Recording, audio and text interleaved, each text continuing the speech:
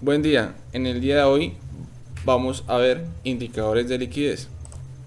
Como primero tenemos el concepto.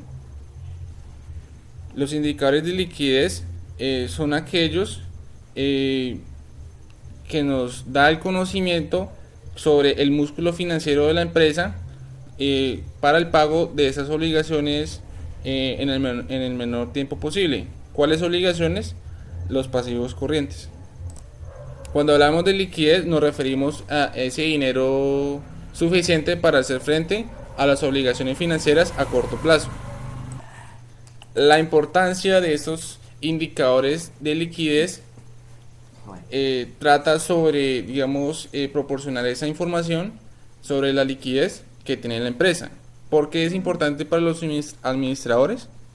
Para toma de decisiones, permite a los gerentes conocer qué tan líquida resulta ser la empresa y diagnostica el dinero que pronto ingresará a la empresa, a la organización. Las características son: analiza el nivel de dinero disponible, ayudan a evaluar la posición financiera a corto plazo de la empresa. Y tercera, medidas que tienen la finalidad de diagnosticar la capacidad de una empresa para generar suficiente dinero en efectivo. Algunos tipos de indicadores de liquidez son la razón corriente, la inversa del índice de liquidez, la prueba ácida, capital de trabajo y el capital de trabajo neto operativo. Veamos un ejemplo de cada uno. ¿Qué tal, amigos? A continuación vamos a explicar los indicadores de liquidez. Uno de los indicadores de liquidez es la razón corriente, con la cual se calcula con la siguiente fórmula: activos corrientes sobre pasivos corrientes. Tenemos también un balance general de la empresa HMA Limitada en dos periodos, periodo del 2020 y el periodo 2021. ¿Sí? Paso seguido vamos a calcular los activos corrientes sobre los pasivos corrientes.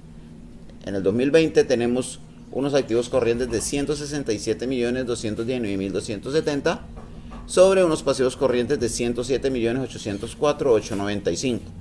Esto da un total de 1.55.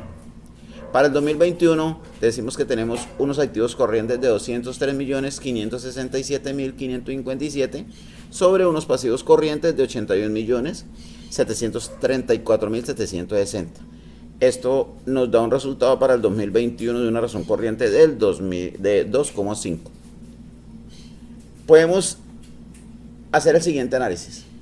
La empresa para el año 2020 obtuvo una razón corriente del 1.55 y para el periodo 2021 la razón corriente fue de 2.5. Podemos evidenciar que los dos periodos fueron positivos para el pago de sus obligaciones a corto plazo. Otro indicador de liquidez es la inversa del índice de liquidez, con la cual vamos a utilizar la siguiente fórmula: 1 menos 1 dividido en la razón corriente multiplicado por 100, que nos quiere decir que este indicador tiene un resultado porcentual. Para el año 2020 tenemos este indicador que nos va a surgir de la siguiente manera, ¿sí? Cogemos el 1 menos 1 dividido en 1.55, que fue la razón corriente que nos dio para el 2020, ¿sí?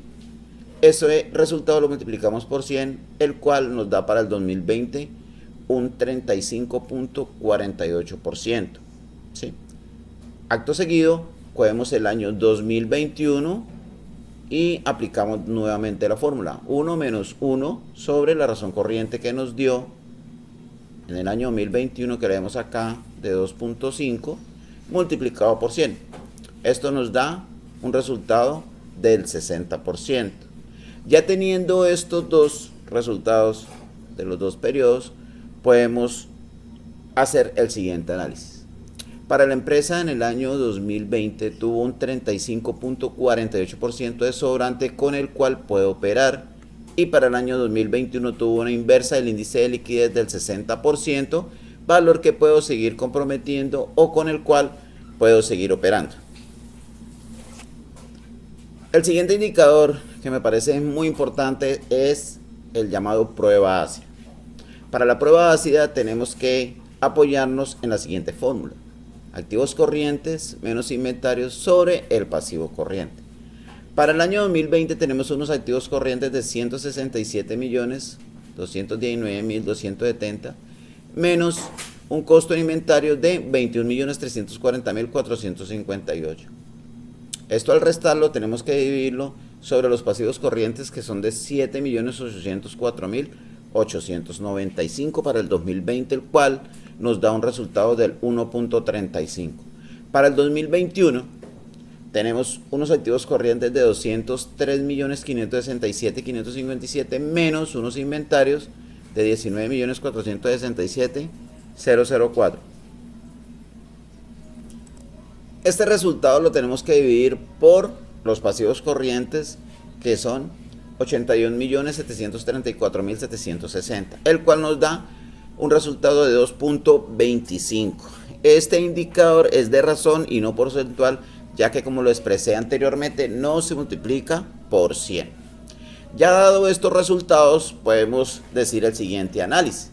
Para el periodo 2020 se tuvo que, por cada peso que se debe a corto plazo para el año 2020, se cuenta con 1.35 en activos corrientes para cancelar la deuda, y para el año 2021 contamos con 2.25 en sus activos corrientes sin hacer uso del inventario. El siguiente indicador de liquidez sería el capital de trabajo. Para calcular el capital de trabajo de la empresa HMA Limitada tenemos que utilizar la siguiente fórmula: activos corrientes menos pasivos corrientes. Como lo dijimos anteriormente, estamos calculando todos los indicadores de liquidez de dos periodos, 2020-2021, lo cual podemos decir: para el 2020 tenemos unos activos corrientes de 167.219.270 menos unos pasivos corrientes de 107.804.895, el cual nos da 59.414.375 pesos para el año 2020. Para el año 2021 tenemos 203.567.557 de activos corrientes menos unos pasivos corrientes de 81.734.766. Esto nos da un valor de 121.832.797, lo cual podemos deducir el siguiente análisis. Para el periodo 2020 la empresa tuvo en realidad 59.414.375, con lo que pudo operar, y para el año 2021 fue de 121.832.797, con lo que puede operar. Uno de los indicadores de liquidez más importantes es la capital de trabajo neto operativo, ¿sí? Para esto no contamos con una fórmula como tal, pero sí tenemos que tener una de las subcuentas listas para poder liquidar, ¿sí? Aquí vamos a utilizar las ventas, sumándole el inventario, sumándole las cuentas por cobrar y le restamos las cuentas por pagar. Decimos: para el año 2020 tenemos unas ventas de 524.027.787 pesos, ¿sí? Con un inventario de 21.340.458, con unas cuentas por cobrar de 93.717.542 y con unas cuentas por pagar de 46.663.481. Para esto decimos que tenemos un total con esta operación de sumas y restas de 68.394.519. A este total que nos dio le dividimos las ventas, que fueron 524.027.787 para el año 2020. Después de este resultado multiplicamos por 100, lo que nos da 13.05 para el año 2020. Hacemos lo mismo para el año 2021, tenemos las ventas, le sumamos el inventario, las cuentas por cobrar también se las sumamos, le restamos las cuentas por pagar y nos da un total de 71.290.391. A este total hacemos lo mismo que en el 2020, le restamos las ventas, que son un total de 474.797.318, lo cual lo multiplicamos por 100 y este resultado nos da en porcentaje de 15.01. Ya después de haber tenido estos resultados, podemos deducir el siguiente análisis. El capital neto operativo de la empresa en el año 2020 es de 68.394.519, que en ese entonces equivale al 13.05% de sus ventas. Y para el periodo 2021 el capital neto de trabajo fue de 71.290.391, que equivale al 15.01% de sus ventas.